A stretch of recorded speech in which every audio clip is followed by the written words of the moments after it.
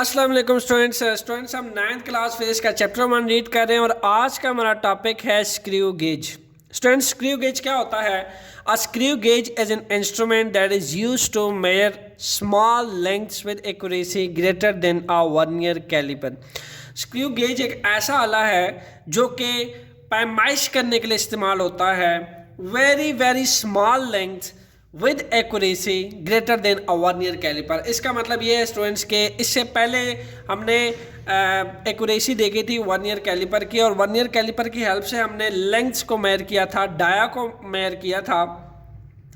उसके बाद हम पढ़ रहे हैं स्क्रू गेज। स्क्रू गेज के बारे में कहा जा रहा है कि इसके अंदर वर्नियर कैलिपर से भी ज़्यादा एक्यूरेसी है, ठीक है, ग्रेटर एक्यूरेसी है वर्नियर कैलिपर से, ठीक है, स्क्रू गेज के अंदर। तो हम ये कहते हैं कि स्क्रू गेज को माइक्रोमीटर स्क्रू गेज भी कहा जाता है। स्टूडेंट्स, अगर आप देखें, हमने इससे पहले मीटर रूल को स्टडी किया था। ये मीटर रूल आपके सामने है। मीटर रूल पे स्केलिंग हुई होती है सेंटीमीटर्स में, जैसा कि देखा जा सकता है। ये स्केलिंग आपके सामने है सेंटीमीटर में, और 1 से 2 सेंटीमीटर के दरमियान कितने मिलीमीटर्स हैं? 1 mm, 2 mm, 3 mm, 4 mm, 5 mm, 6, 7, 8, 9 mm, फिर उसके बाद 2 शुरू होता है। इसका मतलब ये है कि आपके पास 1 सेंटीमीटर को हमने कितने mm में डिवाइड किया गया? 10 mm इक्वल डिवीजन में यहाँ पे डिवाइड किया गया है। और अगर आप एक बड़ी लाइन देखें, ठीक है, इस स्केल पे एक बड़ी सेंटीमीटर की लाइन देखें, तो उसके बाद एक छोटी लाइन होती है जो 1 mm के है, फिर 2 mm के। तो इसका मतलब ये है कि मीटर रूल का जो लीस्ट काउंट था स्टूडेंट, वो क्या था? 1 mm, ठीक है, जो कि मैंने यहाँ पे लिख रखा है। मीटर रूल का लीस्ट काउंट कितना था? 1 mm। अगर आपको लीस्ट काउंट के बारे में नहीं पता तो मैं आपको रिवाइज करवा देता हूँ। लीस्ट काउंट वो कम से कम मेजरिंग स्केल है, ठीक है, मेजरिंग जो है कैपेबिलिटी है किसी भी इंस्ट्रूमेंट के, ठीक है, जो प्रिसाइज और एक्यूरेट मेजर कर सकता है। तो ये मीटर रूल जो है 1 mm तक की जो कम से कम पैमाइश ले सकता है, up to greater than 1 mm तक की पैमाइश लेने की इसमें कैपेबिलिटी नहीं है, ठीक है। इसी तरीके से स्टूडेंट्स, अगर आपको याद हो, हमने वर्नियर कैलिपर को यूज़ किया था, ठीक है, एंड यहाँ पे देखिए ये आपके पास वर्नियर कैलिपर है स्टूडेंट्स। इसमें हमने देखा था कि ये जो मेन स्केल है स्टूडेंट्स, इसमें 20 सेंटीमीटर में स्केलिंग हुई है, ठीक है, ये देखिए सेंटीमीटर में स्केलिंग हुई है। और हमने क्या कहा था? 0 से 1 के दरमियान 10 इक्वल mm डिवीजन्स है, यानी 0 से 1 के दरमियान अगर आप देखें, ठीक है, ये 1 mm, ये 2 mm और ये 3 mm। अब क्या हुआ कि 1 mm को स्टूडेंट्स 20 इक्वल पार्ट्स में डिवाइड किया गया, यानी 1 mm के अगर आप 20 हिस्से करें, 1 mm के अगर आप 20 हिस्से करें तो आपके वर्नियर स्केल की डिवीजन बनती है, वर्नियर स्केल की डिवीजन बनती है। जैसा अगर आप इसको काउंट करें 0, 1, 2, 3, 4, 5, 6, 7, 8, 9, 10, 11, 12, 13, 14, 15, 16, 17, 18, 19, 20। तो ये जो 20 डिवीजन्स आपको नज़र आ रही है, व्हाट इज दिस एक्चुअली? ये आपका जो मेन स्केल पे 1 mm है स्टूडेंट्स। अगर आप मेन स्केल पे ही 1 mm को 20 इक्वल डिवीजन में डिवाइड कर लेते तो आपके आइस में इतनी अच्छी रिजोल्यूशन नहीं है कि वो 1 mm की अगर हम 20 हिस्से करें उसको डिस्टिंक्ट कर सके। उसको डिस्टिंग्विश करने के लिए हमने यहाँ पे वर्नियर स्केल पे डिवीजन कर दी, ठीक है, यानी 1 mm के 20 हिस्से कर दिए, ठीक है, 1 mm को 20 हिस्सों में डिवाइड किया गया है। और इसका लीस्ट काउंट आपके सामने नज़र आ रहा है। 1/20 क्या नज़र आ रहा है? 0.05 mm आता है, ठीक है। अगर आप इसी तरीके से लीस्ट काउंट की आप बात करें तो यहाँ पे लिखा हुआ 1/10 mm, यानी आपके पास अगर आप वर्नियर कैलिपर की बात करते हैं उस केस में आपने 1 mm के 10 हिस्से पे डिवाइड कर सकते हैं, यानी इतनी प्रिसाइज रीडिंग ले सकते हैं as compare to metre rule. इसी तरीके से स्टूडेंट्स, अब अगर स्क्रू गेज की बात की जाए, ठीक है, ये आपके पास कंपेरेटिवली स्क्रू गेज है, ठीक है स्टूडेंट्स। यहाँ पे इसके अंदर भी ये मेन स्केल है इसका, ठीक है, ये मेन स्केल है, देखा जा सकता है। This one is main scale. Screw gauge में 1 mm के कितने हिस्से लिए गए हैं? 100 mm। 1 एमएम को 100 इक्वल पार्ट्स में डिवाइड किया गया है, 100 इक्वल पार्ट्स में। यानी आप देखें वर्नियर कैलिपर में 1 एमएम के कितने पार्ट्स में डिवाइड किया गया था, 10 पार्ट्स में। स्क्रू गेज में 1 एमएम को 100 इक्वल पार्ट्स में डिवाइड किया गया है, जो कि सर्कुलर स्केल पे इसकी स्केलिंग मौजूद है, ठीक है। हम अगर क्या करते 1 एमएम को मेन स्केल पे ही 100 इक्वल पार्ट्स में डिवाइड कर देते तो और human eye are not capability to distinguish the close resolution, इतनी क्लोज रेजोल्यूशन को हम डिस्टिंग नहीं कर सकते। तो इसलिए क्या हुआ कि 1 एमएम के 100 ऐसे डिवाइड कर दिया और जो कि सर्कुलर स्केल पे आपको नज़र आ रहे हैं। तो इसीलिए कहा जाता है कि वर्नियर कैलिपर जहां 1 एमएम के 10 इक्वल पार्ट्स में डिवीजन करता है, वहां स्क्रू गेज स्टूडेंट्स 1 एमएम को 100 इक्वल पार्ट्स में, 100 इक्वल पार्ट्स में डिवाइड करता है। दैट्स वाई हम ये कहते हैं कि स्क्रू गेज के अंदर ग्रेटर एक्यूरेसी है देन आ वर्नियर कैलिपर। अब आपको बात समझ आ गई होगी कि why screw gauge is much precise as compare to metre rule and vernier caliper. अगर आप लीस्ट काउंट की बात करते हैं तो लीस्ट काउंट इसमें जो सबसे कम precise more accurate least count है वो स्क्रू गेज का है, यानी वो 0.001 mm तक की कंप्लीट एक्यूरेसी के साथ वेल एक्यूरेट मेजरमेंट रीडिंग ले सकता है। इसी तरह वर्नियर कैलिपर इससे कम यानी वो 0.1 mm तक की एक्यूरेसी मेजर कर सकता है, और जो मीटर रूल है वो 1 mm तक की एक प्रिसाइज एक्यूरेट रीडिंग ले सकता है, ठीक है। So that's why screw gauge is more preferable, more accurate instrument is compare to vernier caliper. आइए स्टूडेंट्स अब बात कर लेते हैं कंस्ट्रक्शन की कि एक्चुअल में जो स्क्रू गेज होता है उसकी कंस्ट्रक्शन देखते हैं कि उसका स्ट्रक्चर किस टाइप का होता है। सबसे पहले स्टार्ट लेते हैं student U shaped metal frame with a metal stood. ये देखिए ये यू शेप्ड मेटल फ्रेम है, ठीक है। अगर आप गौर से देखें ये देखें यू शेप्ड बना हुआ है, इसको कहते हैं U shaped metal frame, clear, with metal stud. यहाँ पे देख सकते हैं ये एक स्टड है और ये दूसरा स्टड है, ये आपके पास फिक्स्ड रहता है, ठीक है, ये फिक्स्ड रहता है। और ये जो है स्टूडेंट जो राइट साइड पे स्टड है ये मूव करता है फॉरवर्ड बैकवर्ड, फॉरवर्ड बैकवर्ड। अगर आप इसको एंटी क्लॉकवाइज घुमाते हैं, ठीक है, अगर आप इसको एंटी क्लॉकवाइज घुमाते हैं तो ये फॉरवर्ड मूव करता है, ठीक है, लुक एट दैट, ये फॉरवर्ड जा रहा है, मैं इसको एंटी क्लॉकवाइज घुमा रहा हूँ। अगर आप इसको क्लॉकवाइज घुमाते हैं लाइक दैट तो ये बैकवर्ड जाता है। जबकि जो लेफ्ट साइड पे स्टड है वो देखा जा सकता है वो स्टूडेंट फिक्स्ड है, ठीक है, दिस वन इज फिक्स्ड। और ये जो राइट साइड पे स्टड है ये मूव करता है। इसको क्लॉकवाइज एंटी क्लॉकवाइज घुमाने से फॉरवर्ड जाता है, ठीक है, और क्लॉकवाइज घुमाने से बैकवर्ड आता है। लुक एट दैट, ये बैकवर्ड आ रहा है, ठीक है। सो जो यू शेप्ड फ्रेम होता है ये 2 तरह के मेटल स्टड पे मुश्तमिल होता है। इसको मेटल स्टड क्यों कहते हैं? क्योंकि ये मेटल की बनी होती है, ये फिक्स्ड होता है और ये मूवेबल होता है, ठीक है। ये फॉरवर्ड बैकवर्ड मूव करता है और इसके बीच में हम ऑब्जेक्ट को प्लेस करते हैं, ठीक है, और ऑब्जेक्ट को प्लेस करते हुए हम इसको फॉरवर्ड बैकवर्ड ग्रिप देने के लिए मूव करवाते हैं राइट साइड स्टड को। ओके स्टूडेंट्स, नेक्स्ट बात करते हैं hollow cylinder on sleeve having a millimetre scale. Hollow cylinder sleeve की बात करते हैं। स्लीव क्या होता है स्टूडेंट? मैं इसको क्लॉकवाइज मूव करता हूं तो देख सकते हैं आप व्हाट इज स्लीव। आपको मैं खोल के दिखाता हूं पूरा screw gauge. Look at that, I am going to opening the screw gauge.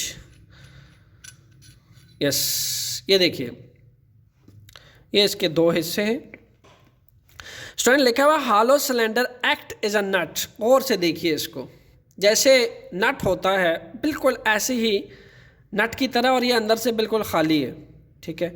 अगर आप इसको गौर से देखें तो ये देखिए ये खाली है, आप फिंगर देखी जा सकती है मेरी, ये देखें ये बिल्कुल हॉलो सिलेंडर की तरह काम करता है, ठीक है, और नट की तरह काम करता है। ये नट की तरह क्यों उन्होंने कहा काम करता है? क्योंकि जब आप यहाँ से स्पेंडल जो है उसको आप इसके अंदर इंसर्ट करते हैं, तो जैसे नट जो है वो किसी चोड़ी में फिक्स होता है, ठीक है, थ्रेड्स में फिक्स होता है, ऐसे जो स्पेंडल है देखें इसको एंटी क्लॉकवाइज घुमाने से ये इसमें फिक्स हो जाता है, ठीक है, लुक एट दैट। इसलिए कहते हैं कि हॉलो सिलेंडर एक नट की तरह काम करता है। ओके स्टूडेंट्स, उसके बाद क्या है लिखा हुआ, a thimble has a threaded spindle inside it. A thimble has a threaded spindle. अच्छा, मैं थोड़ा सा हाई रेजोल्यूशन के साथ इसको दिखाऊं। यहाँ पे आपको स्टूडेंट थ्रेडेड स्पेंडल देखे जा सकते हैं, ठीक है, थ्रेडेड, ये देखिए जैसे नट के अंदर चूड़ियाँ होती हैं स्टूडेंट, ऐसे ही बिल्कुल एग्जैक्टली चूड़ियाँ हैं इसमें, यहाँ पे देखा जा सकता है। लुक एट दैट, ये चूड़ियाँ हैं इसमें, ठीक है, दैट्स वाई ये लिखा हुआ है कि a thimble has a threaded spindle inside it. Students, अगर आप इसके सेकंड पॉइंट को चेक करें, मैंने लिखा हुआ हॉलो सिलेंडर ऑन स्लीव, ये स्लीव है स्टूडेंट, इस पार्ट को कहा जाता है स्लीव, ठीक है, this one is sleeve. Sleeve के ऊपर क्या है, मिलीमीटर स्केल है, ये देखा जा सकता है इसके ऊपर, ये मिलीमीटर स्केल है, this one is millimetre scale, और इसी मिलीमीटर स्केल को बोला जाता है मेन स्केल, और इसी मेन स्केल को लीनियर स्केल भी कहा जाता है student, this is also known as linear scale, ठीक है, लीनियर स्केल, क्लियर। और इसी लीनियर स्केल के ऊपर एक इंडेक्स लाइन होती है, यहाँ पे देखा जा सकता है, this one is index line, इसको कहते हैं इंडेक्स लाइन, ठीक है, और इसी लाइन को रेफरेंस लाइन भी कहते हैं students, this one is also known as reference line.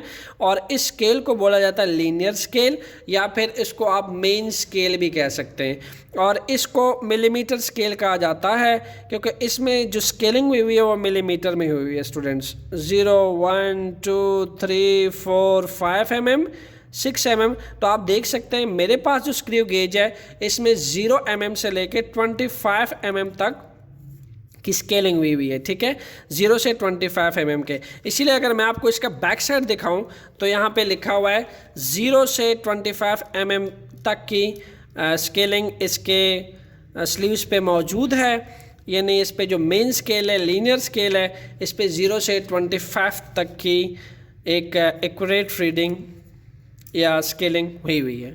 ठीक हो गया स्टूडेंट्स। अब बात कर लेते हैं थिम्बल की, ठीक है। ये तो था आपके पास स्पेंडल, ठीक है, ये हॉलो सिलेंडर होता है और हॉलो सिलेंडर एक्ट करता है एज अ नट, और क्योंकि जैसे नट में फिक्स होता है, ठीक है, कोई चीज़ फिक्स करते हैं आप, इसी तरीके से इसमें जो थिम्बल है वो बिल्कुल नट की तरह इसके अंदर फिक्स होता है, ठीक है, ये अंदर से हॉलो है, ठीक है, खाली अंदर से। तो हमने कहा था कि जो थिम्बल है वो उसमें स्पेंडल जो है, ये देखें, ये थ्रेडेड स्पेंडल है इसके अंदर, ये देखिए थ्रेडेड स्पेंडल, इसको स्पेंडल कहा जाता है, ये थ्रेडेड स्पेंडल है, ये चूड़ियाँ देख सकते हैं आप यहाँ से, मैं ये देखिए ये चूड़ियाँ हैं, ये बिल्कुल एज अ नट जो है इस लीनियर स्केल यानी इस स्लीव्स के अंदर, ठीक है, बिल्कुल फिक्स हो जाती हैं स्लीव्स स्केल के अंदर। दोनों पार्ट्स मैंने अलग किए हुए थे। अब नेक्स्ट आपके पास लिखा हुआ मेन स्केल। मेन स्केल मैंने आपको बता दिया है, मेन स्केल स्लीव्स के ऊपर प्रिंट हुआ होता है, जिसका स्लीव्स पार्ट है इसके ऊपर प्रिंट हुआ होता है, this one is main scale, देखा जा सकता है, ठीक है। और सेकंड है सर्कुलर स्केल। आप अगर देखें थिम्बल पे, ठीक है, थिम्बल पे स्टूडेंट सर्कुलर स्केल प्रिंट हुआ है, ये देखा जा सकता है, 0 से लेके 50 mm तक की प्रिंटिंग हुई हुई है, 0 से शुरू हो रहा है, मैं इसको घुमाता हूँ, ये देखिए ये रीडिंग 50 पे ख़त्म होती है, 50 mm पे ख़त्म होती है, ठीक है, 0 से 50 mm पे डिवाइड हुआ है। और आपकी बुक में जो बना हुआ है वो स्टूडेंट 100 mm का जो सर्कुलर स्केल है वो बना हुआ है, ठीक है। और मेरे पास जो स्क्रू गेज है वो 0 से लेके 50 mm के सर्कुलर स्केल डिवीज़न पे मुश्तमिल है। तो नेक्स्ट जो है अब प्रूफ करते हैं कि कैसे hollow cylinder act as a nut करता है। देखिए मैं इसको अब फिक्स करता हूँ वापस इसमें, ठीक है। और इस पार्ट को जो मैंने लास्ट में लिखा है रिजिड, ये रिजिड कहता है जो एक तरफ को घूमता है। देखिए मैं इसको अब घुमाता हूँ, ठीक है, यहाँ से, ये देखिए जो आपके पास स्लीव है वो बिल्कुल एज अ नट काम कर रहा है, ठीक है। हॉलो सिलेंडर एज अ नट का काम कर रहा है। मैं इसको घुमा रहा हूँ। अब देखिए जो मेटल स्टड है वो फॉरवर्ड जा रहा है, इसको क्लॉकवाइज एंटी क्लॉकवाइज घुमाने से। क्लियर? क्योंकि आप क्लॉकवाइज घुमाएंगे तो ये बैकवर्ड आएगा, एंटी क्लॉकवाइज घुमाएंगे तो फॉरवर्ड आएगा। ये लुक एट दैट, फॉरवर्ड जा चुका है, उसके अंदर फिक्स हो चुका है। क्लियर? सो स्टूडेंट, किसी भी इंस्ट्रूमेंट से को पढ़ने से पहले जो आपके जो कंस्ट्रक्शन है वो बहुत इंपॉर्टेंट पार्ट होता है। नेक्स्ट लास्ट है आपके पास लॉक। जैसे आपने वर्नियर कैलिपर में देखा था, ये आपके पास एज अ लॉक यूज़ होता था वर्नियर कैलिपर में। ठीक है। इसी तरीके से स्टूडेंट जो आपके पास स्क्रू गेज है, ये भी इसमें भी एज अ लॉक यूज़ होता है। इसको जब आप राइट साइड पे ऐसे फिक्स करते हैं तो ये ऑब्जेक्ट को यहाँ पे स्टड के दरमियान, जब मेटालिक स्टड के दरमियान फिक्स करते हैं आप, ठीक है, प्लेस करते हैं, तो उसको लॉक कर देते हैं ताकि ये हिल ना सके अपनी जगह से। क्लियर? और इसी चीज़ को फिक्स करने के लिए आप रेचेट का भी इस्तेमाल कर सकते हैं। ये देखिए आवाज़ कर रहा है। इसके आवाज़ करने का क्या मतलब है कि फिक्स हो चुका है, इससे मज़ीद आगे नहीं बढ़ सकता, तो रेचेट से भी फिक्स किया जा सकता है इसको। और इसी तरीके से आपके पास एक लॉकिंग फंक्शन भी है इसके अंदर कि आप अगर इसको इस तरफ घुमाते हैं तो ये लॉक हो जाता है और ऑब्जेक्ट इसके अंदर ग्रिपली फिक्स हो जाता है। तो ये थी स्टूडेंट एक डिटेल कंस्ट्रक्शंस। आइए अब बढ़ते हैं सबसे मेन पार्ट की तरफ, जिसको कहा जाता है pitch of the screw gauge.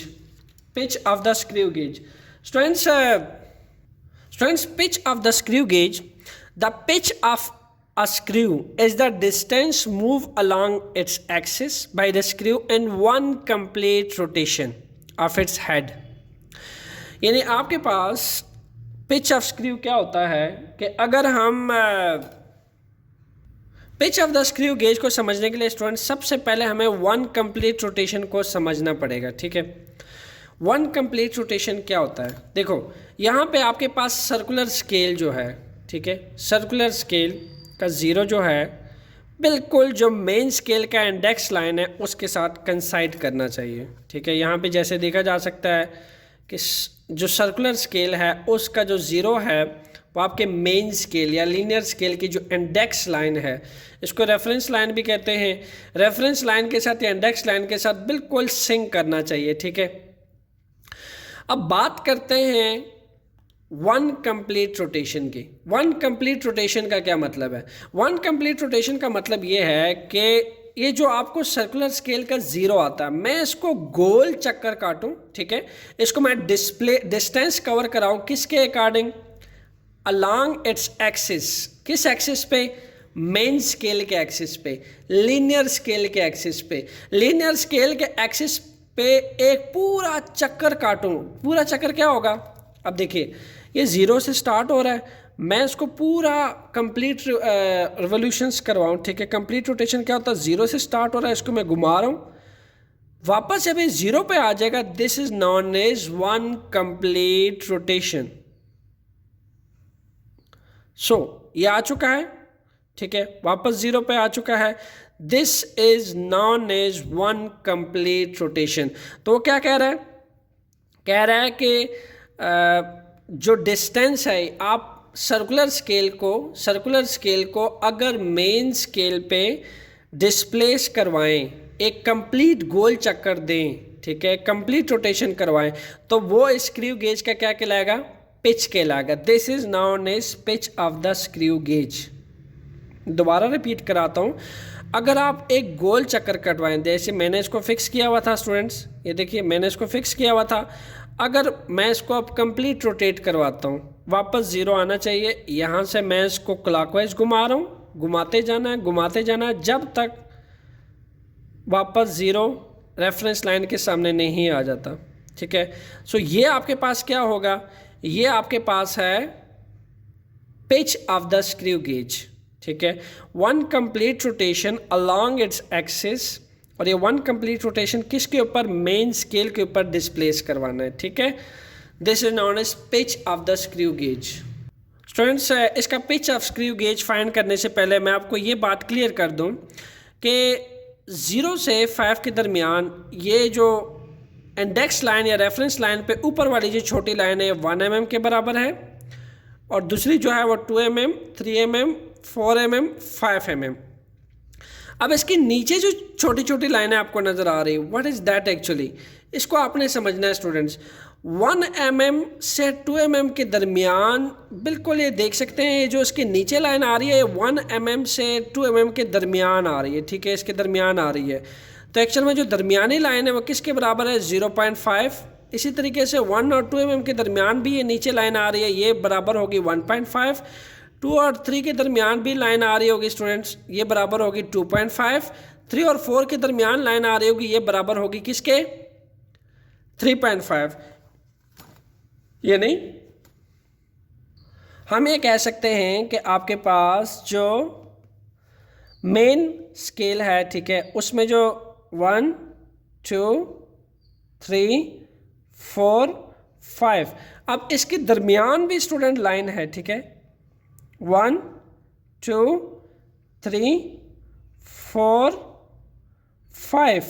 यानी अगर आपके पास ये 0 1 2 3 4 5, अब मेन स्केल के ऊपर 0 से 1 के दरमियान ये 0.5 है, ये 1.5 है, 2 और 3 के दरमियान एक छोटी लाइन 2.5 है। यानी ये पूरी की पूरी लाइन जो है ये 1 mm है, 2 mm है, 3 mm है, 4 mm है, 5 mm, 6 mm up to so on. और 0.5 जो है 0 और 1 के बीच में जो दरमियानी लाइन है ये 0.5 mm के बराबर है। ये भी 0.5 mm है, ये भी 0.5 mm है, ये भी 0.5 mm है। तो इंडेक्स रेफरेंस लाइन के ऊपर दो तरह की स्केलिंग आप देख सकते हैं, ऊपर की तरफ और नीचे की तरफ। ऊपर की तरफ जो स्केलिंग है वो सारी 1 mm के बराबर है और नीचे की तरफ जो स्केलिंग है वो 0.5 है, 0.5 0.5 0.5। क्लियर स्टूडेंट्स, और ये पूरी की पूरी 1 mm की स्केलिंग देखी जा सकती है। ये पिच ऑफ स्क्रू गेज निकालने से पहले बहुत ज़रूरी है जानना। स्टूडेंट, जब हम इसको एक कंप्लीट रोटेशन देते हैं, ठीक है, एक कंप्लीट रोटेशन देते हैं, तो यहाँ पे कंप्लीट रोटेशन देने के बाद देखा जा सकता है जब हम बिल्कुल इसको इंडेक्स लाइन को 0 पे रखते हैं, यहाँ पे आपको रेफरेंस लाइन के नीचे एक लाइन नज़र आ रही होगी। मैं इसको करीब से करीब तक दिखाने की कोशिश करता हूँ। ये 0.5 के बराबर है, ठीक है स्टूडेंट्स, ये 0.5 के बराबर है, ठीक है, ये 0 है, ठीक है, और ये 0.5 mm है, ठीक है। यानी अगर मैं इसको पूरा कंप्लीट रोटेशन करवाऊँ और 0 वापस आता है तो मेरे पास जो मेन स्केल आता है, ठीक है, मेन स्केल आता है 50 इक्वल सर्कुलर स्केल के 50 इक्वल डिविजन्स को, ये 50 इक्वल डिवीजन आपको नज़र आ रही है। 50 इक्वल डिवीजन्स को अगर मैं लीनियर स्केल के ऊपर एक पूरा चक्कर कटवाऊँ तो मेरे पास सिर्फ और सिर्फ 0.5 mm डिस्प्लेस होता है सर्कुलर स्केल मेन स्केल के ऊपर। ठीक हो गया स्टूडेंट्स। तो मैं आपकी बुक के अकॉर्डिंग अगर मैं चलूँ तो यहाँ पे अगर आप इसका पिच निकालें, ठीक है, आप इसका पिच निकालें तो ये आ जाएगा 0.5 mm, ठीक है। और ये भी बता रहा है कि distance move by the screw, distance कितना मूव किया है स्क्रू ने, ओबियसली 0.5 mm स्क्रू किया है। और नंबर ऑफ फुल रोटेशंस कितने दिए हैं, मैंने एक ही दफ़ा रोटेट करवाया है, तो पिच कितना आ जाएगा स्टूडेंट्स 0.5 mm। क्लियर। सो ऐसे आप पिच निकाल सकते हैं। और पिच वैसे भी क्लियर कट विजिबल हो रहा है कि रेफरेंस लाइन की नीचे एक लाइन नज़र आ रही है आपको, ये 0.5 mm के बराबर है। आइए बात करते हैं अब लीस्ट काउंट की। Student, least count screw gauge का क्या होता है? Least count of the screw is the distance move along its axis by it in rotating the circular scale by 1 division. यानी लीस्ट काउंट किसी स्क्रू गेज की वो कम से कम पैमाइश है, मेजरिंग एक्यूरेसी है, जो एक एक्यूरेट रिलायबल रीडिंग ली जा सकती है किसी भी ऑब्जेक्ट का लेंथ नापने के लिए। तो इसका लीस्ट काउंट किसके बराबर है student? Pitch and number of circular scale division. Pitch of this and number of circular scale division. अगर मेरे पास जो स्क्रू गेज है उस पर अगर आप number of circular scale division check करें तो मैं आपको दिखाता हूँ, ये देखिए ज़ीरो से ये शुरू हो रहा है, ज़ीरो से, ठीक है, और ये किस पे आके ख़त्म हो रहा है 45 पे। ये कि इसके बैक पे ये डिजिट है 50, total 50, 45 50, total 50 mm circular scale divisions है, ठीक है। स्टूडेंट्स ये ज़रूरी नहीं है कि हर दफ़ा 50 हो, सर्कुलर स्केल डिवीजन 100 भी हो सकती है। आपके टेक्स्ट बुक पे जो डायग्राम ली गई है उस पे 100 mm का सर्कुलर स्केल डिवीजन लिया गया, 100 mm का, और मेरे पास जो है स्टूडेंट ये 50 mm का सर्कुलर स्केल डिवीजन मौजूद है इस पे, ठीक है, 50 mm। जैसे ये देखिए 45 है, 45 50, ठीक है। और पिच जो है मैं इसी स्क्रू गेज का निकाल चुका हूँ, दैट इज़ 0.5, ठीक है। हो सकता है कि अगर आप के पास सर्कुलर स्केल डिवीजन 100 mm का हो, ठीक है, नहीं सर्कुलर स्केल डिवीजन पे 100 डिवीजन हुए हुई हो, तो होगा क्या, हो सकता है कि जो इसका पिच हो उस वक्त 1 mm भी हो सकता है। तो ये डिपेंड करता है स्केलिंग ऑफ स्क्रू गेज के ऊपर। जैसे स्क्रू गेज की स्केलिंग होती है उस हिसाब से आपके पास रीडिंग आती है। सो स्टूडेंट्स आपके बुक में जो डायग्राम बनी हुई है उसके अकॉर्डिंग एक रोटेशन जो है, यानी अगर मैं एक रोटेशन देता हूँ, ठीक है, 1 रोटेशन, चले मैं आपको बताता हूँ, इस ज़ीरो को मैं कंप्लीट अगर एक रोटेशन दूँ और इसके ऊपर 100 स्केल डिवीजन्स हो, मेरे पास तो ये 50 वाला है, अगर इसके ऊपर 100 डिवीजन्स हो, ठीक है, तो एक कंप्लीट रोटेशन जो है स्टूडेंट्स मेरे पास जो आ रहा है वो 0.5 mm आ रहा है, ठीक है, मेरे पास आता है 0.5 mm।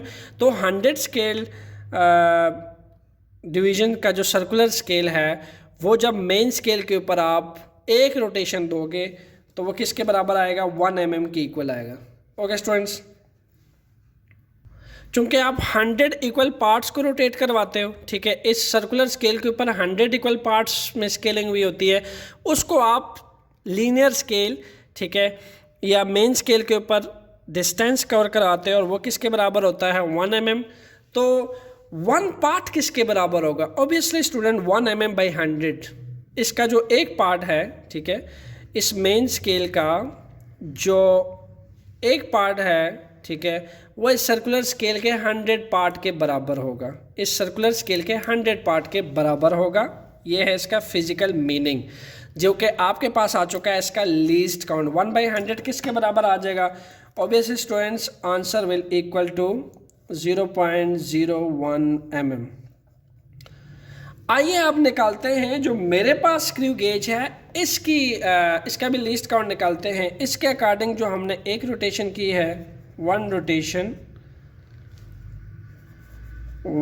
रोटेशन ये इक्वल है 0.5 mm के, ठीक है। और आपको जो स्केलिंग नज़र आ रही है इसके ऊपर, यहाँ पे स्केलिंग देखी जा सकती है 50, 45, ये देखिए ये 45 और 50, 45 क्योंकि 45 और बीच के दरमियान 0 के बीच में 5 mm है, 45 में 5 mm प्लस करें तो 50 mm बनता है, ठीक है। तो यहाँ पे हमारे जो 50 इक्वल पार्ट्स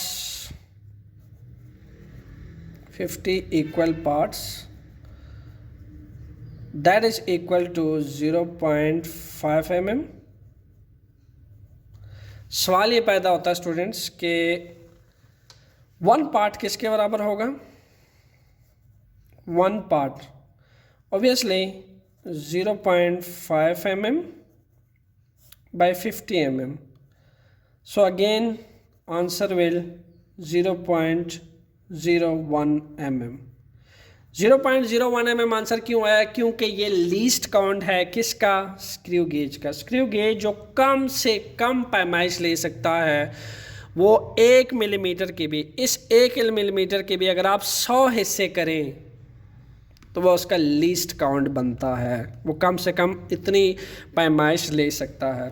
ओके स्टूडेंट्स, तो आप ये डायरेक्ट भी काउंट कर सकते हैं, ठीक है, कि अगर आप पिच जो है वो पुट कर दें इस फार्मूला में, स्क्रू गेज का जो पिच है जो कि मेरे पास 0.5 आया था, और number of circular scale divisions put करें तो आपके पास एग्जैक्ट ये चीज़ बनती है, आपके पास स्क्रू गेज का लीस्ट काउंट आ जाएगा। फार्मूला ये है, डायरेक्ट भी पुट किया जा सकता है और इस तरीके से भी निकाला जा सकता है। दोनों फार्मूलाज के अकॉर्डिंग आपके पास आंसर सेम आएगा।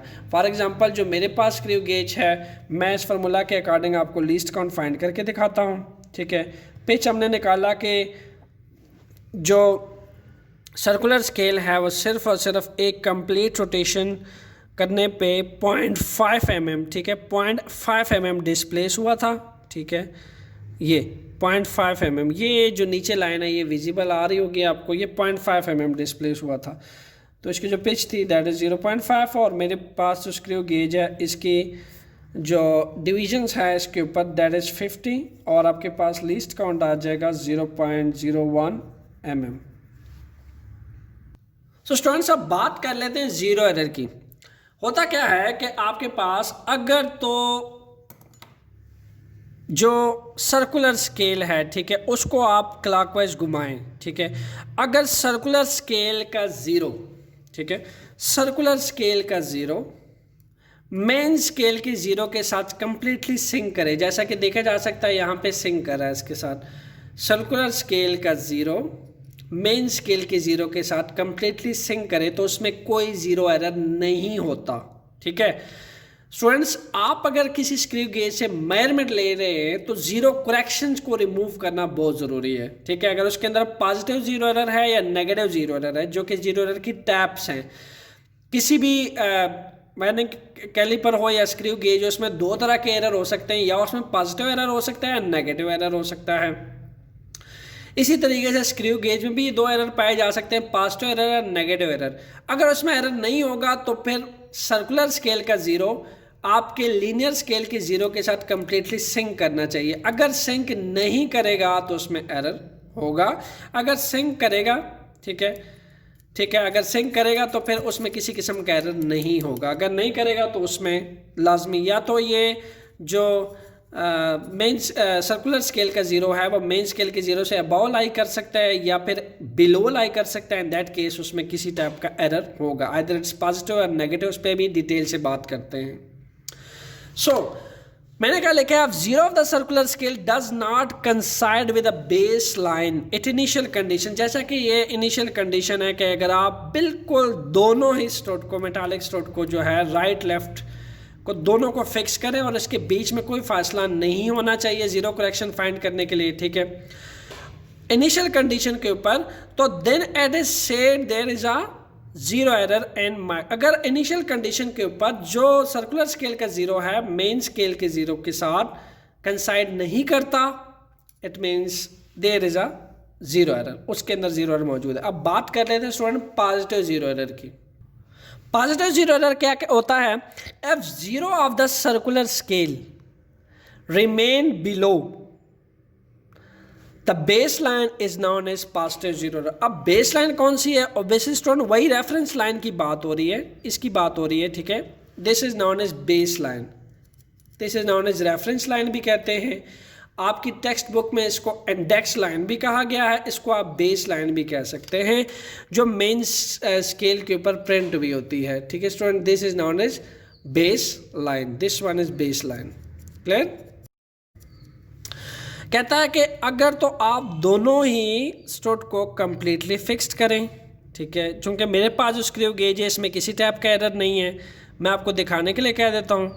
यहाँ पे देखें, अगर तो आपके पास बेस लाइन जो है मेन स्केल की जो बेस लाइन है ये देखी जा सकती है, बेस लाइन से सर्कुलर स्केल का जो ज़ीरो है अगर वो बिलो लाई करे, ठीक है, इफ दैट्स लाई बिलो दिन द बेस लाइन, तो ऐसा एरर क्या कहलाता है? पॉजिटिव जीरो एरर, ठीक है। और पॉजिटिव जीरो एरर जो है हमेशा आप रीडिंग में से क्या करते हैं, रिजल्ट में से उसको आप माइनस करते हैं। लुक एट दैट, यहाँ पे देखिए, zero error is positive if zero of the circular scale is not reach zero of the main scale. अगर सर्कुलर स्केल का जीरो मेन स्केल के जीरो तक रीच नहीं करता, ठीक है, इसको अप्रोच नहीं करता, ऐसे बिलो लाई करता है, तो ऐसा एरर पॉजिटिव जीरो एरर कहलाएगा।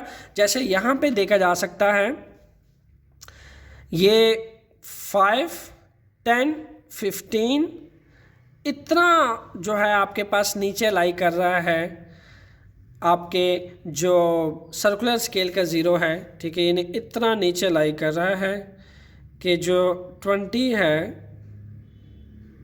उसकी 2 लाइंस इसके ऊपर आ रही हैं। बिल्कुल ऐसी डायग्राम आपकी बुक में जो डायग्राम बनी है वो बिल्कुल ये चीज़ शो कर रही है।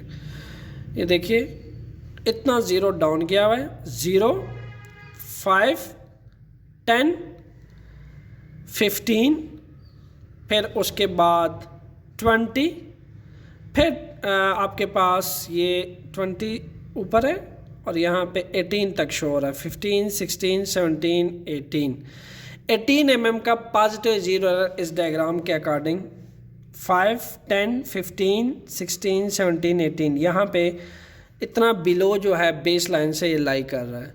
तो इसमें जो एरर है student that is the positive zero error, ठीक है। और पॉजिटिव ज़ीरो एरर जो है प्लस 0.18 mm होगा, क्योंकि जो सर्कुलर स्केल के ऊपर कितनी लाइनें जो है वो बेस लाइन से नीचे आ रही हैं, 18 लाइन्स आ रही हैं, तो 18 mm को आप क्या करते हो लीस्ट काउंट से, इस स्क्रू केज का जो लीस्ट काउंट है उससे मल्टीप्लाई करते हैं, दैट इज़ अबाउट 0.01 mm। 18 को 0.01 mm से मल्टीप्लाई करें तो आपके पास आ जाएगा 0.18 mm। Clear students? सो ऐसे एरर को कहा जाता है पॉजिटिव ज़ीरो एरर के अगर आपके पास सर्कुलर स्केल का ज़ीरो मेन स्केल के ज़ीरो से बिलो लाई करे, this is known as positive zero error. अब बात करते हैं नेगेटिव ज़ीरो एरर के। F0 of the circular scale remains about the base line is known as negative zero error. यहाँ पे देखा जा सकता है कि बेस लाइन से स्टूडेंट ये आपके पास सर्कुलर स्केल का ज़ीरो है, ये आपके पास मेन स्केल का ज़ीरो है। बेस लाइन से सर्कुलर स्केल की 5 डिवीज़न जो है वो अबव लाई कर रही हैं, तो ऐसे एरर को क्या कहा जाता है? Negative zero error. जैसे यहाँ पे देखा जा सकता है कि ज़ीरो एरर नेगेटिव है क्योंकि सर्कुलर स्केल का ज़ीरो, इस सर्कुलर स्केल का ज़ीरो मेन स्केल के बेस लाइन से ऊपर लाई कर रहा है और कितनी रीडिंग्स ऊपर गई हैं? 0, 1, 2, 3, 4, 5। तो माइनस 0.05 mm की नेगेटिव एरर है इसके अंदर। जैसा कि 5th डिवीज़न सर्कुलर स्केल की क्रॉस करिए किसको? 5th डिवीज़न जो है वो सर्कुलर स्केल की क्रॉस करे किसको? बेस लाइन को, ठीक है, बेस लाइन के ज़ीरो को। तो दैट्स वाई जो एरर होगा इसमें नेगेटिव ज़ीरो एरर होगा और ये आपको करना पड़ेगा प्लस जो इसका रिजल्ट आएगा। तो 0.05 क्यों आया है? क्योंकि 5 mm यानी 5 लाइनें क्रॉस हुई हैं, ऊपर गई हैं, 1, 2, 3, 4, 5। तो आपके पास 5 mm multiply least count of screw gauge 0.01 को निकाल के आपके पास 0.05 mm का नेगेटिव एरर आ जाएगा and that's error should be add in the result. So ये था स्टूडेंट्स आपके पास स्क्रू गेज का डिटेल ओवरव्यू जो आपको ये बताता है कि screw gauge most precisely, most accurately ज़्यादा अच्छी मेजरमेंट कर सकता है एज कम्पेयर टू 1 ईयर कैलिपर। आपने मुझे लेक्चर देखने के बाद बताना है कि आपको स्क्रू गेज का लेक्चर कैसा लगा। In case of any question ask it in comment box. Enjoy physics because I will make physics easy for you. Thanks a lot.